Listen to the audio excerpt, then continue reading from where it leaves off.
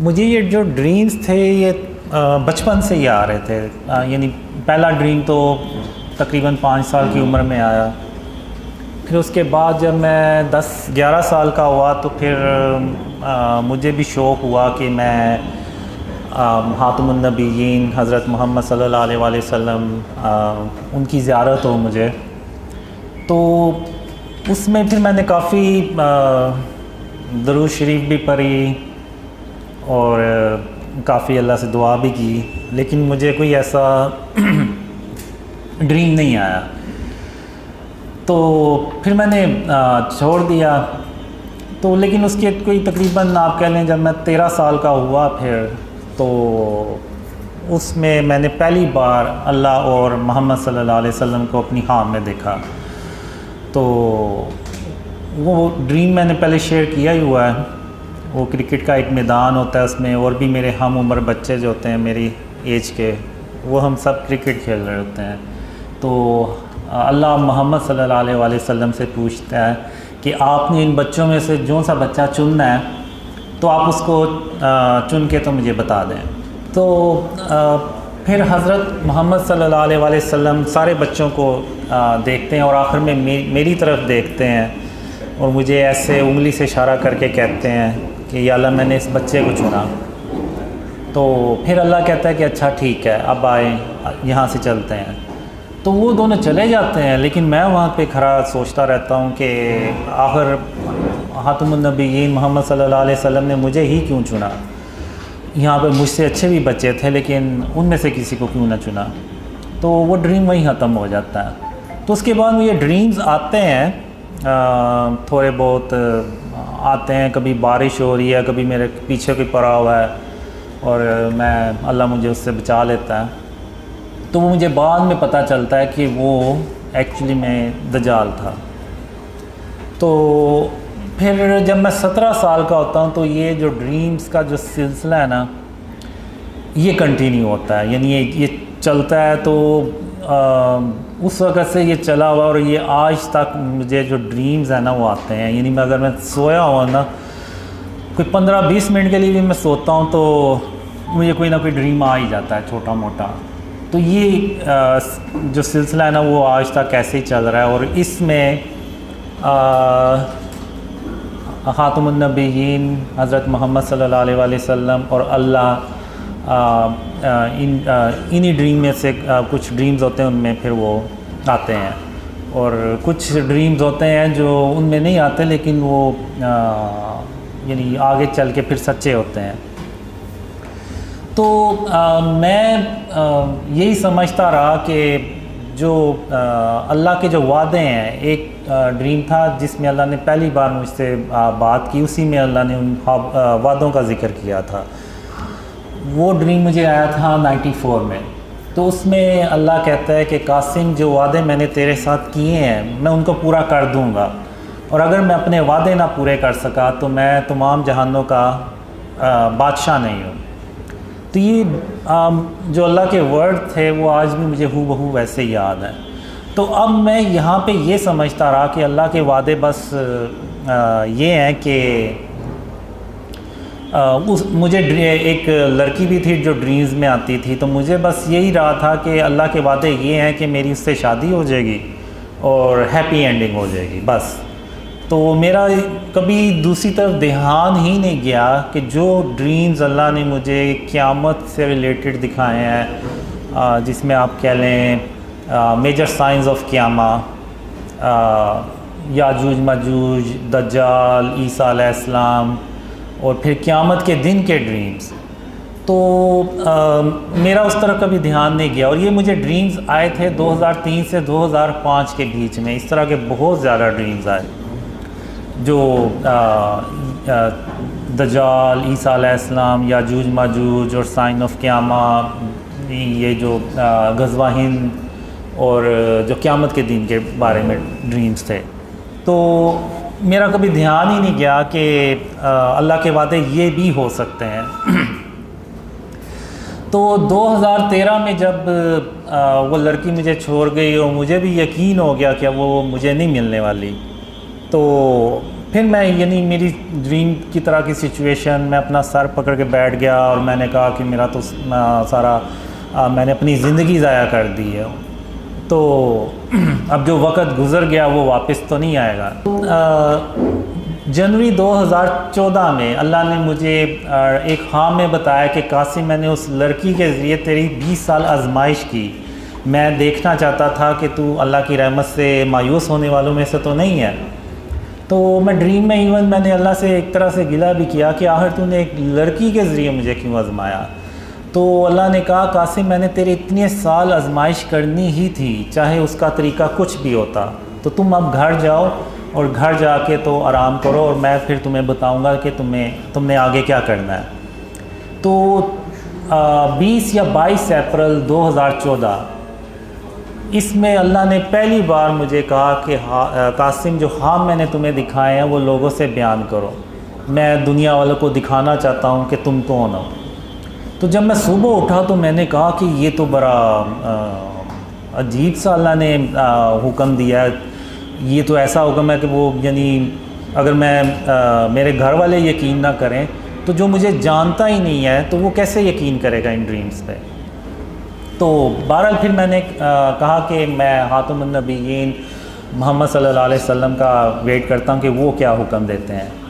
तो वो भी कोई 7 दिन हफ्ता 10 दिन बाद ड्रीम्स में आए, तो उन्होंने भी मुझे वही कहा कि जो ख्वाब अल्लाह ने तुम्हें दिखाए हैं वो लोगों से बयान करो।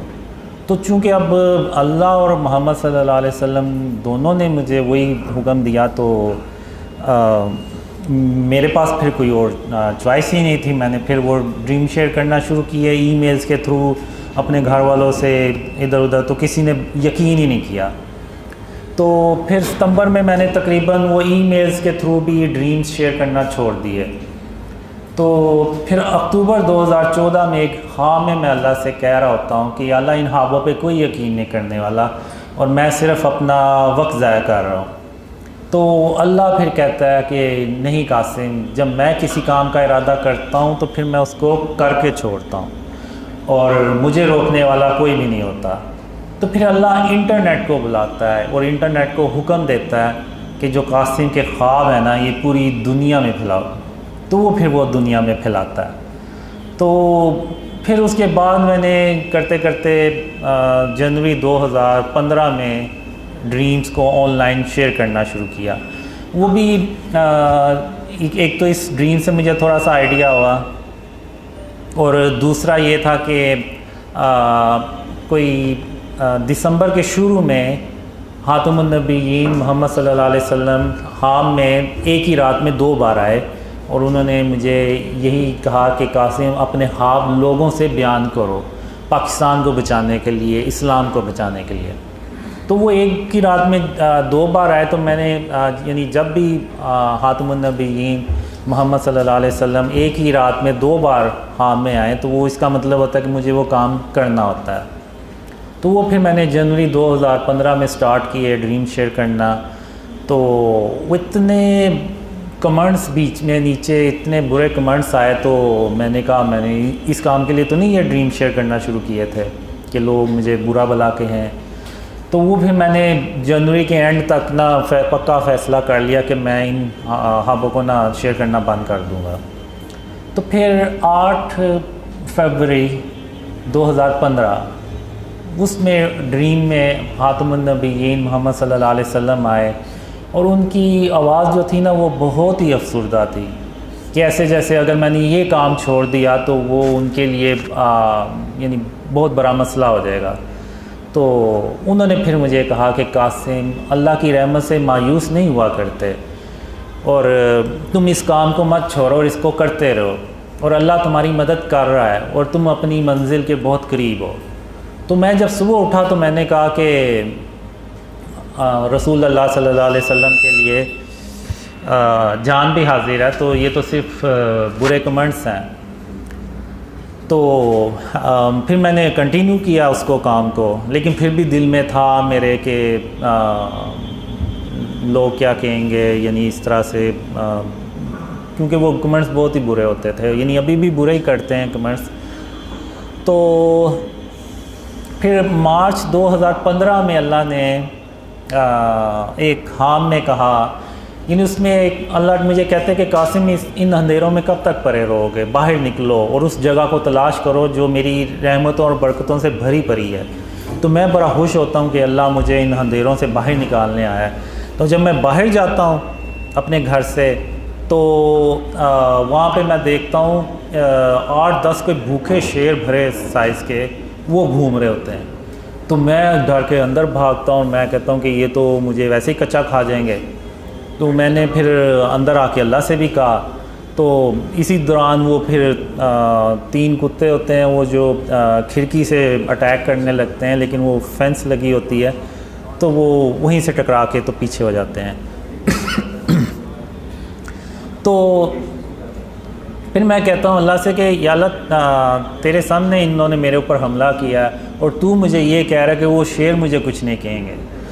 तो फिर अल्लाह खैर उनको मार देता है और फिर अल्लाह मुझे कहता है कि कासिम या तो वो काम करो जिसका मैंने तुम्हें हुक्म दिया या फिर इन अंधेरों में हमेशा हमेशा के लिए पड़े रहो और तुम मेरा यकीन करो, मैं तुम्हारी हिफाजत करूँगा और तुम्हें तुम्हारी मंजिल तक बाहिफाजत पहुँचाऊँगा। तो ये कह के अल्लाह वहाँ से चला जाता है। अब मैं उधर दीवार पे नीचे बैठ के तो सर टांगों में दबा के तो सोचता रहता हूँ कि और कहता हूँ कि मैं इधर भी अगर रहूँगा तो मौत मुझे यहाँ भी आ जानी है, लेकिन जैसा कि अल्लाह मुझे कहता है कि वो मेरी हिफाजत करेगा तो मुझे अल्लाह पे भरोसा करना चाहिए और बाहर निकलना चाहिए। तो फिर मैं वो बाहर निकलता हूँ, तो वो करते करते अल्लाह मुझे बचाते रहता है और मैं उस जगह पहुँच जाता हूँ। तो फिर अल्लाह मुझे कहता है कि कासिम क्या मैंने तुम्हें नहीं कहा था कि मैं तुम्हें तुम्हारी मंजिल तक बाहिफाजत पहुँचाऊँगा। तो फिर मैं अल्लाह से कहता हूँ कि हाँ या अल्लाह तूने अपनी बातें सच कर दिखाई। तो यहाँ पे फिर मैं कहता हूँ अल्लाह से कि अब मैं कल अपने जितने भी मेरे काम हुए मैं वो सारे कर लूँगा। तो फिर यहाँ पे अल्लाह सीरियस हो के ना मुझे कहता है अच्छा कासिम तो फिर मैं भी उसके बाद क़यामत कायम कर दूँगा। तो इस तरह के भी ड्रीम्स जो है ना काफ़ी मुझे आए जिसमें क़यामत का आखिरी दिन होता है और मैंने अपने काम करने होते हैं, लेकिन मैं हर ड्रीम में किसी न किसी वजह से अपने काम कंप्लीट नहीं कर पाता। लेकिन अल्लाह अपनी रहमत से क़यामत कायम नहीं करता और एक और दिन देता है जिसमें वो फिर मैं उससे अगले दिन जो होता है ना वो अपने सारे काम कंप्लीट करता हूँ। तो फिर जब अल्लाह ने मुझे ख्वाबों का हुक्म दिया शेयर करने का, तो फिर मैंने सोचा कि कहीं अल्लाह के वादे वो तो नहीं है जो मुझे एंड ऑफ टाइम से रिलेटेड आए थे, जिसमें हम ईसा अलैहिस्सलाम से जाके मिलते हैं और फिर वो क़यामत के दिन के ख्वाब। तो मैंने कहा हो सकता है अल्लाह के वादे जो है ना वो हों। लेकिन फिर भी जब मैंने ड्रीम शेयर करना शुरू किए तो मैंने कहा बस 2-4 लोग यकीन कर लेंगे, इससे ज़्यादा नहीं करेंगे। तो लेकिन फिर अब आज मैं देखता हूँ दुनिया भर से लोग ड्रीम्स पे अल्लाह की रहमत से उसकी मदद से बिलीव कर रहे हैं, ना सिर्फ बिलीव कर रहे हैं बल्कि एफ़र्ट्स भी कर रहे हैं, उनको आगे ड्रीम्स को फैला भी रहे हैं। तो मेरे लिए तो ये मौजज़ा है अल्लाह का, आप माने या ना माने, क्योंकि आज के दौर में जब हर कोई अपने काम में बिज़ी है, किसी के पास यानी इतना टाइम ही नहीं है कि इन चीज़ों की तरफ ध्यान दे। और ऐसे यानी जितने भी हैं सारे नाम हम आपस में कभी जानते थे एक दूसरे को, ना मुझे ये कभी जानते हैं ना कभी मिले, लेकिन फिर भी ये जो है ये ड्रीम्स फैला रहे हैं, वीडियोस बना रहे हैं और इस तरह से लोगों को यानी अक्सर के तो अपने यानी उनके अपने जो फ्रेंड थे उन्होंने भी उनसे फ्रेंडशिप तोड़ दी और उनके घर वालों में भी मसला हुआ, लेकिन फिर भी अल्लाह की मदद से और अल्लाह की रहमत से वो काम को कंटिन्यू कर रहे हैं। तो ये जो चीज़ है ये सिर्फ अल्लाह की मदद और उसकी रहमत से मुमकिन है, उसकी मदद के बगैर ये काम हो ही नहीं सकता, और वो भी स्पेशली आज के दौर में। तो मेरे लिए तो ये मौजज़ा ही है अल्लाह का, क्योंकि इसमें मुझे ड्रीम्स भी आए थे कि 2011 से 2013 में मैं कुछ ऐसे लोगों यानी जा रहा होता हूँ, कुछ रास्ते में मुझे ऐसे लोग मिलते हैं कि जिनको मेरे नाम का भी पता होता है, और उनमें से कुछ को इतना पता होता है कि अल्लाह ने मुझे किसी जगह जाने का हुक्म दिया है, और वो उनमें से ये भी कहते हैं कि हमें पता था आप यहाँ से एक दिन गुज़रेंगे। तो उस वक्त मैं ड्रीम में हैरान होता था और अपने आप से सवाल करता था आखिर ये लोग हैं कौन जिनको मेरे नाम का भी पता है और इन कुछ को इतना पता है कि मैं किस जगह जा रहा हूँ। तो ये सवालों के जवाब मेरे ख्याल से जब मैंने ड्रीम शेयर करना शुरू किए तो फिर मुझे ये जवाब मिले कि मैंने कहा शायद वो लोग आप ही हैं जिनको मैंने अपने ड्रीम्स में देखा और जिन्होंने मुझे पहचाना। तो अब आपने क्या सवाल पूछा था? जी, अब जब मैंने ड्रीम शेयर करना शुरू किए तो उसमें फिर जो अल्लाह और ख़ातमुन नबीय्यीन मोहम्मद सल्लल्लाहु अलैहि वसल्लम थोड़ा यानी नॉर्मल रूटीन से थोड़ा ज़्यादा आना शुरू हुए, जिनमें अल्लाह थोड़ा सा ज़्यादा आना शुरू हुआ। तो शुरू में जब मैंने ड्रीम शेयर करना शुरू किए तो फिर ख़ातमुन नबीय्यीन मोहम्मद सल्लल्लाहु अलैहि वसल्लम ने भी मुझे ड्रीम्स में कहा कि कासिम मेरा ये पैगाम लोगों को, मेरी उम्मत को दे दो कि जो तुम्हारी मदद करेगा वो ऐसे ही जैसे उसने मेरी मदद की। और फिर उसके बाद कुछ ड्रीम्स में ऐसे भी आया कि अल्लाह जो है ना वो गोल्डन पेपर्स में उन लोगों के नाम लिख रहा है जो यानी शुरू में इन ड्रीम्स को फैलाते हैं। और मुझे ये भी ड्रीम्स में आया कि इस उम्मत के जो बेहतरीन लोग होंगे वो इन ड्रीम्स पे पहले यकीन करेंगे और फिर ये ड्रीम्स फैलेंगे, फिर थोड़े से और ऊपर के लोग बिलीव करेंगे, फिर इवन फिर मीडिया से रिलेटेड लोग बिलीव करेंगे, फिर कुछ पॉलिटिशियंस इस तरह से, और फिर करते करते ये ड्रीम्स जो है ना वो इतने फैलेंगे कि जो आर्मी चीफ़ ऑफ पाकिस्तान है उनको भी इन ड्रीम्स का पता चलेगा और वो इन ड्रीम्स को सुनेंगे। तो फिर उसके बाद ख़ातमुन नबीय्यीन मोहम्मद सल्लल्लाहु अलैहि वसल्लम आर्मी चीफ़ को गवाही देंगे कि कासिम अपने ख्वाबों के बारे में किसी से झूठ नहीं बोल रहा, और बिल्कुल वैसे ही कुछ होने जा रहा है जैसा कि अल्लाह ने कासिम को ख्वाबों में दिखाया है। तो ये विटनेस मिलने के बाद फिर जो है ना वो काफ़ी ड्रीम्स जो है ना वो दुनिया में फिर बहुत ही ज़्यादा फैलते हैं, जिसका यानी पाकिस्तान की तरक्की और इस्लाम की सरबुलंदी से भी ताल्लुक़ है। और गोल्डन आप चाहें तो क़यामत के मंज़र वाला अर्श के नीचे वाला अगर आप चाहें। अच्छा ठीक है। अब जो क़यामत का जो दिन होता है ना, जब अल्लाह क़यामत कायम करता है, इससे पहले मैंने एक ड्रीम में अल्लाह से पूछता हूँ कि अल्लाह आखिर ये कैसे होगा कि तू क़यामत के दिन हम सब को आवाज़ देगा और हम सब तेरी तरफ दौड़ते चले जाएंगे। तो अल्लाह ने मुझे एक मिसाल दी। अल्लाह कहता है कासिम जैसे कि एक बिल्ली है और उसके छोटे छोटे दूध पीते बच्चे हैं, वो अपने बच्चों को दूध पिला के तो अपना रिज़्क़ तलाश करने के लिए बाहर चली जाती है, और फिर वो कई घंटों के बाद जब वापस आती है और उस वक्त उस दौरान उसके बच्चे जाग जाते हैं और वो अपने आप को अकेला देख के, अपनी माँ को पास ना देख के तो खौफ महसूस करते हैं कि हमारी माँ कहाँ है। तो फिर जब बिल्ली आती है और वो दूर से अपने बच्चों को आवाज़ देती है तो उसके जो बच्चे हैं वो दौड़ते चले जाते हैं अपनी अम्मी के माँ के पास, और ये नहीं देखते कि इनको कोई रास्ते में कोई ख़तरा भी हो सकता है, कोई नुकसान भी हो सकता है। नहीं, वो बस ये देखते हैं कि हमारी जो माँ है उसने हमें बुलाया। तो बिल्कुल इसी तरह मैं क़यामत के दिन जब तुम सबको आवाज़ दूँगा तो तुम सब इसी तरह मेरी तरफ दौड़ते चले आओगे और मेरे सामने हाज़िर हो जाओगे।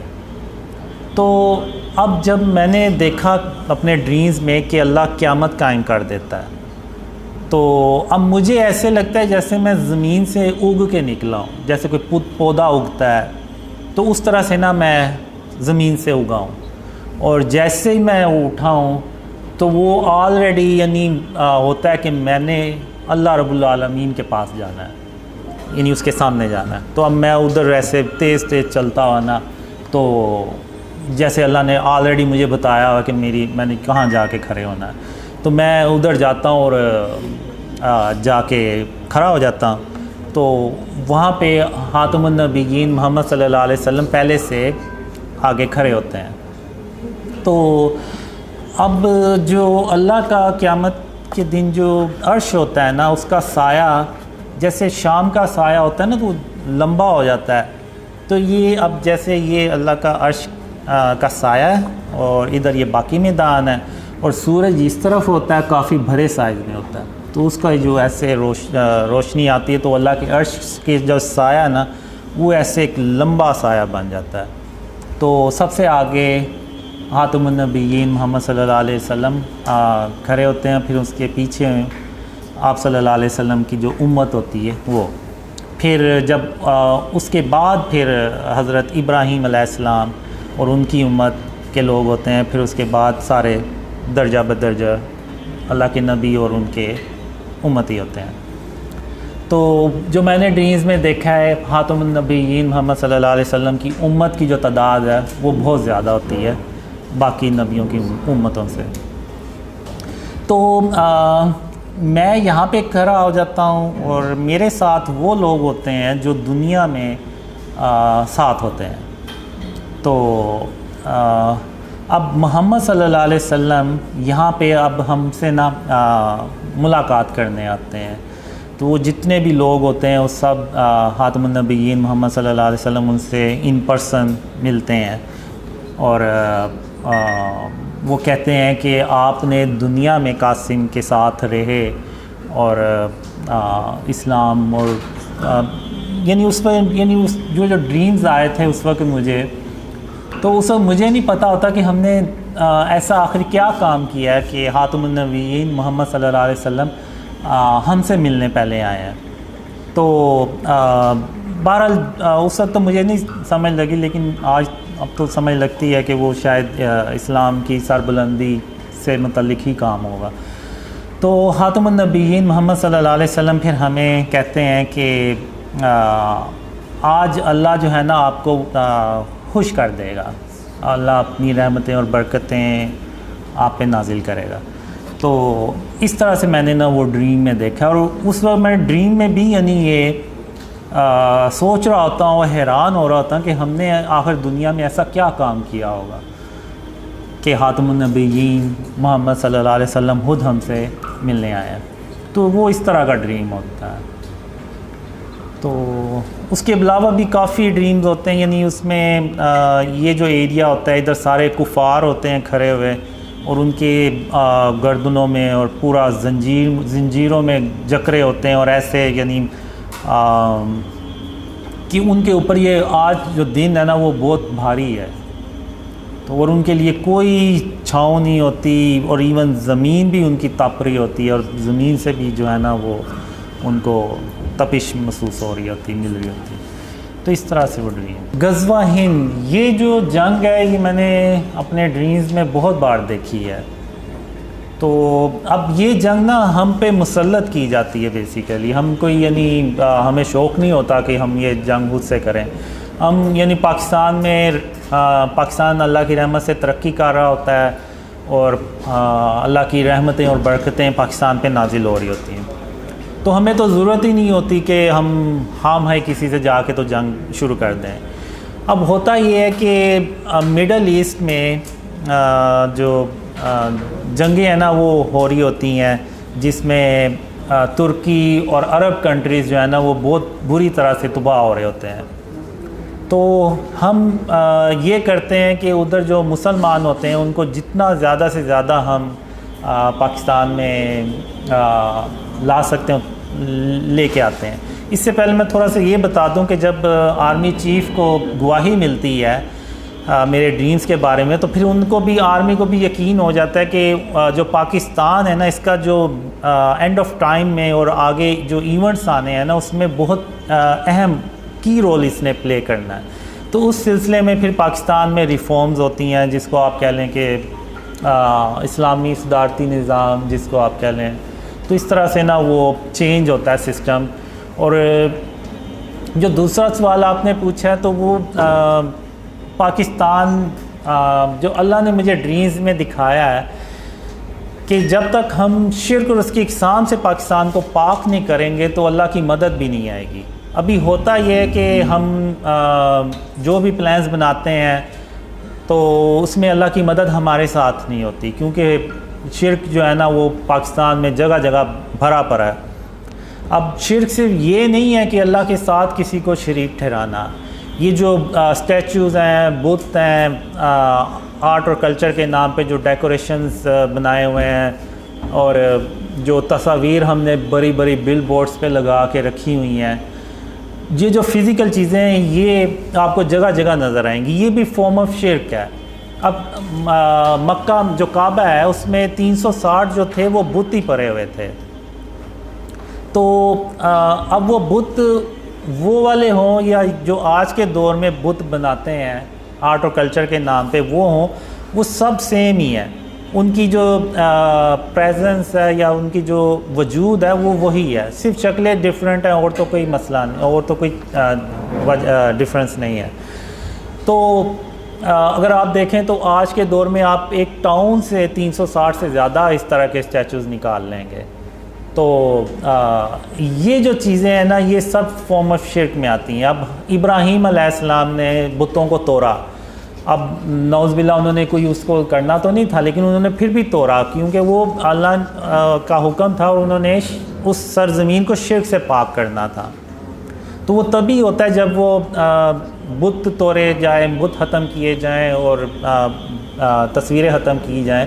अब मैं यहाँ पे ये नहीं कह रहा कि लोग बाहर निकलें और तोड़ दें, ये हुकूमत का काम है और वही करे ये काम तो बेहतर है और उसे ही करना चाहिए, और वही कानून बनाएं कि इस तरह जो भी अपने दुकानों में स्टैचूज़ रखेगा या गैर ज़रूरी तस्वीरें लगाएगा तो उसको फ़ाइन होगा या जो भी। तो जब आर्मी चीफ़ को विटनेस मिलती है तो उसके बाद पाकिस्तान को शिर्क और उसकी इक़साम से पाक किया जाता है और फिर अल्लाह की मदद आती है, और जो हम प्लान्स बनाते हैं अल्लाह की मदद उसमें शामिल होती है। तो पाकिस्तान जो है ना वो तेज़ी से तरक्की करता है, और लेकिन दूसरी तरफ वो अरब कंट्रीज़ में डिस्ट्रक्शन होती चली जाती है और पाकिस्तान तरक्की करता चला जाता है और इंडिया से हज़म नहीं होता तो वो पाकिस्तान पे अटैक करने लगता है। तो उस वक़्त अल्लाह फिर 3000 काले रंग के जंगी जहाज़ भेजता है, और उन जंगी जहाज़ों को देख के तो इंडिया की अकेला पाकिस्तान पे अटैक करने की हिम्मत ही नहीं पड़ती। तो चूँकि अब पाकिस्तान तरक्की कर रहा होता है तो जो दुनिया के बाकी के मुल्क होते हैं ना उनको भी ये फ़ियर आना शुरू हो जाता है कि अगर हमने पाकिस्तान को ना रोका तो ये कल को हमारे ऊपर हुकूमत करेगा। तो चूँकि वो अरब कंट्री में ऑलरेडी डिस्ट्रक्शन कर रहे होते हैं तो वो फिर इंडिया के साथ मिल के तो एक बहुत बड़ी जंग पाकिस्तान पे मुसल्लत करते हैं, तो जिसको कि वो गज़वा हिंद कहा जाता है। जो मैंने ड्रीम्स में देखा है वो शायद 100 झंडे 100 मुल्क हों जो सारे मिल के ना तो पाकिस्तान के ख़िलाफ़ हो जाते हैं। तो अब इस दौरान पाकिस्तान की जो आबादी है वो भी ज़्यादा होती है, क्योंकि लोगों को पता चलता जाता है कि ये एंड ऑफ टाइम और इस तरह से गज़वा हिंद का वक्त आ रहा है। तो लेकिन इसके बावजूद लोगों में ना वो कुछ मुसलमान जो पाकिस्तान में होते हैं उनमें फ़ियर भी होता है कि पता नहीं पाकिस्तान बचेगा भी या नहीं, क्योंकि वो दुश्मन ही इतनी बड़ी तादाद में होते हैं। तो लेकिन अल्लाह जो है वो पाकिस्तान की मदद करता है, और इस जंग में ख़ातमुन नबिय्यीन मोहम्मद सल्लल्लाहु अलैहि वसल्लम खुद फ़िज़िकल शिरकत भी करते हैं और वो उस जंग में मौजूद होते हैं। लेकिन वो जो सरबराह होता है उसके इल्म में होता है या कुछ जो लोग होते हैं करीबी उनको पता होता है कि ख़ातमुन नबिय्यीन मोहम्मद सल्लल्लाहु अलैहि वसल्लम भी इस जंग में शरीक हैं। तो अब जो मैंने ड्रीम्स में देखा है कि पाकिस्तान का 10% से ज़्यादा जो है ना वो नुकसान नहीं होना चाहिए इस जंग में, और फिर जब जंग शुरू होती है तो अल्लाह मदद करता है और पाकिस्तान जो है ना वो हिंदुस्तान को ना डिफ़ीट कर देता है। और जो मैंने ड्रीम्स में देखा है वो इतनी ज़्यादा तबाही होती है कि उसमें तकरीबन 80 करोड़ लोग जो है ना वो मारे जाते हैं, जिसमें बहुत ज़्यादा तादाद हिंदुस्तान उनकी होती है। तो तो उसके बाद मैं देखता हूँ तो जो औरतें, बच्चे और बुज़ुर्ग जो है ना, वो बहुत बड़ी करोड़ों की तादाद में बच जाते हैं। और हम उस जंग में भी खातमुन नबिय्यीन मोहम्मद सल्लल्लाहु अलैहि वसल्लम के जो बनाए हुए असूल हैं जो जंगों में,